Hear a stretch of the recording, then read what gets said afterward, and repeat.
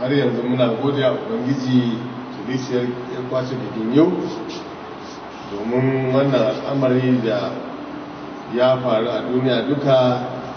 Muna nan muna ta addu'a domin ƙarfin ban gaskiyarmu ga ubangiji.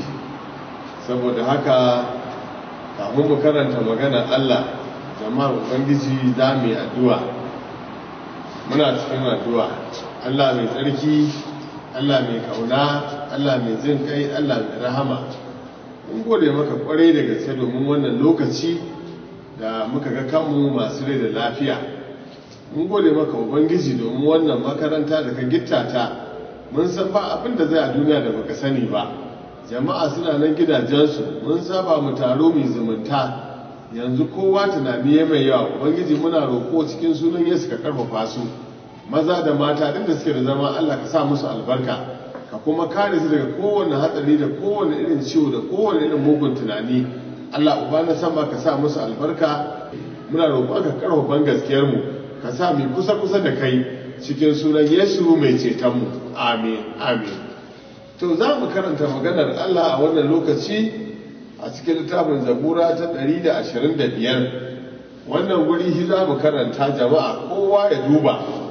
Sai maganar Allah ta ce ta bakin babanmu Annabi Dauda, waɗanda suke dogara ga Ubangiji suna kama da dutsen Sihiyona, wanda ba zai jigu ba faufau kuma ba za a kawar da shi ba. Kamar yadda duwatsu suna kewaye da Urshalima, haka nan Ubangiji zai kewaye jama'arsa daga yanzu har abada. Ba a koyaushe mugaye za su yi mulki a ƙasar jama'ar Allah ba. Idan kuwa suka yi, to yayo jama'ar Allah sun yi laifi. Ya Ubangiji, ka yi wa mutanen kirki alheri, su waɗanda suke biyayya da umarninka. Amma ka hukunta waɗanda suke bin mugayen al'amuransu, sa'an da kake hukunta mawa masu aikata mugunta. Salama ta kasance tare da Isra'ila. Amin, amin.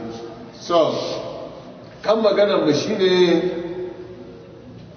dogara ga Ubangiji tana ba mai bi nasara cikin rayuwarsa. Dogara ga Ubangiji tana ba mai bi nasara cikin rayuwarsa. Jama'a, an daɗe ana annoba tun daga tsohon alkawari.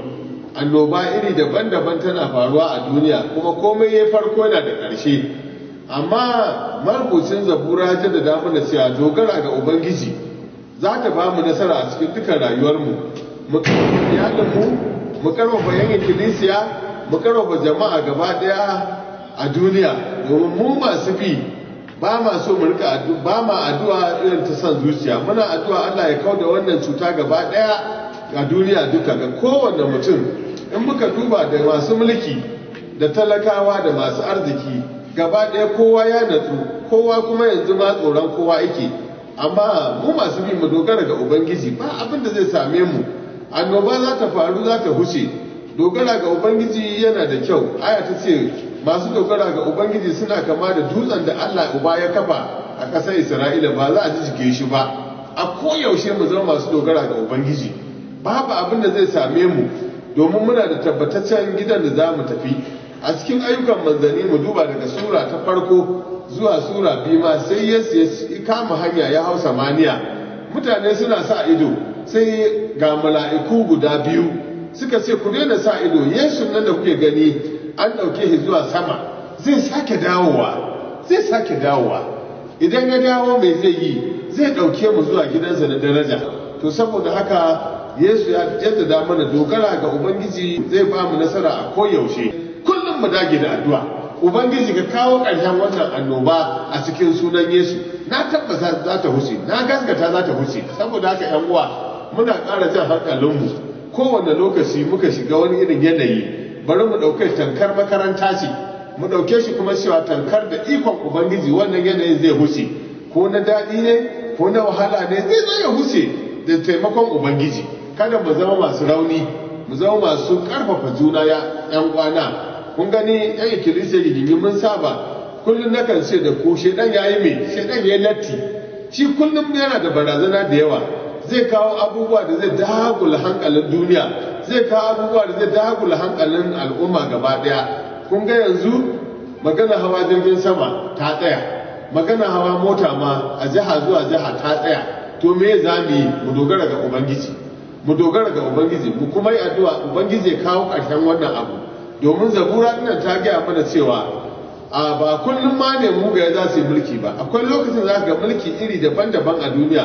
Wani mulki zai tursasa wa jama'a, wani mulki zai ba jama'a walwala, mutane su ta tsalle suna sawa mai mulkin albarka, suna cewa yadda ya fara lafiya Allah ya sa ya gama lafiya. Haka mu ma muka duba yan ikkilisiya, waɗansu mu fastoci sai ga fasto ba zai natsu ba lokaci ya karfafa ikkilisiya, ya gaji ana ta surutu, ana ta kaya don me? Kamata ya kowane mulki mai mulki san cewa nauyi ne aka dora mai, ya ga nauyin jama'a din. Kai fasto, bari mu zo kan fastoci mai taiwa jama'a addu'a, mai tai musu fatan alheri, mai tai musu fatan karfafawa. Idan ma mutuwa aka yi mai addu'a cewa to mu ma wata rana fastocin fa mu ma za mu shiga ƙasar nan, za a binne mu. In ma mun samu binnuwa kenan, ba ma kowa ne za a binne shi ba, sai mai sa'a ne zai samu. Saboda haka dogara ga ubangiji ita ce nasarar mu.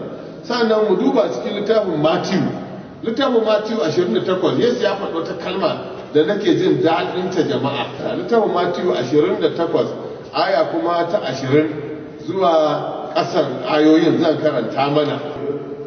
Aya ta 20 ta ce, kuna koya musu su kiyaye duk iyakar abin da na umarce ku, gashi kuma kullum ina tare da ku har matuƙar zamani. Ta ku duba fa masu bi. Yesu ya ce mu koya wa juna, yana tare da mu har matuƙar zamani, har abadin yana tare da mu, ba zai yashe mu ba. To tun da Yesu ba zai yashe mu ba, kada mu zama da tsoro. Ya ce mu koya wa juna, mu karfafa juna, mu ba juna shawara. Yesu yana tare da mu har matuƙar zamani, har abadin din. Ba wannan alkawarin a cikin dukkan binciken da muke, a cikin dukkan karatun da muke, especially mu kiristoci mabiya almasihu. Yace yana tare da mu har matuƙar zamani. Shi sa muke wa duniya addu'a, shi sa muke karfafa masu mulkin duniya, shi sa muke masu mulkin Najeriya addu'a. A kowane matakin mulki mune wa masu mulki addu'a, domin su san cewa wani nauyi ne Allah ya dora musu. A kowane lokaci mune wa mu rabarori, bishop, pastoci addu'a, don mu ga nauyin jama'a da Ubangiji ya dora a kanmu. Mu yi musu addu'a, mu ba su shawara, mu gina su a cikin rayuwarsu ta yau da kullum. Ina roƙonmu mu taiwa juna addu'a. Har yanzu Yesu almasihu ya ce kalmar nan da Yohana ya faɗa a cikin littafin Yohana sura 3 aya 16. Yesu ya ce, ni ne gaskiya, ni ne rai, ba mai zuwa gun uba sai ta wurina. To kai ka ba da gaskiya ga Yesu, za ka je gurin uba, to me tsoronka? Za ka je gida mai daraja, to me tsoronka? Yesu kuma ya ce sai ya gama shirya wannan gidan zai dawo. Duk waɗannan annoban da za su ta faruwa, Yesu ba zai dawo ba sai ya gama komai da komai. Daga nan shi kenan Yesu ya faɗi kalma ce wahalar mu za ta ƙare, tabbas haka yake. Don haka Ubangiji ya sa muku albarka yan uwa, Ubangiji ya bishe ku. Muna cikin addu'a. Mai tsarki ne kai, mai tsarki ne Ubangiji mai tsarki ne. Dukkan duniya ta cika da ɗaukaka da daraja ta kaya Ubangiji. Kana ba mu komai a kyauta, ci da sha da sutura. Ubangiji mun gode domin rai na har abada. Ubangiji mun gode maka domin kana jin kukanmu. Ubangiji har yanzu ina roƙonka ka kawo mana ƙarshen wannan damuwa da ta faɗawa duniya. Ubangiji ka taɓa zuciyar masu mulki kuma su ga tausayin talakawa, a taimakawa talakawa da shawara, a taimakawa talakawa da abinci, a taimaka talakawa da magunguna na taimakawa. Ubangiji ka taimake mu kan wannan annoba ta zama sandin yunwa ta kashe mutane mu ce kuma ciwon ne.